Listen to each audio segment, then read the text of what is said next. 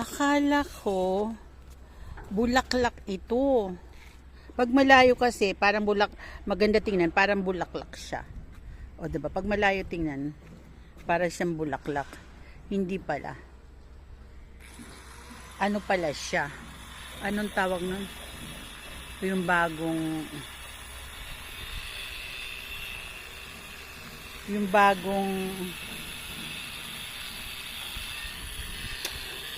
bagong sibol.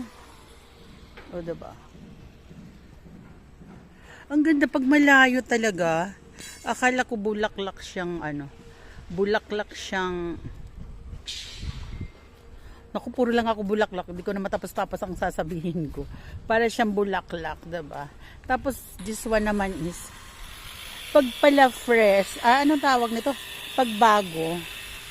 Ano siya?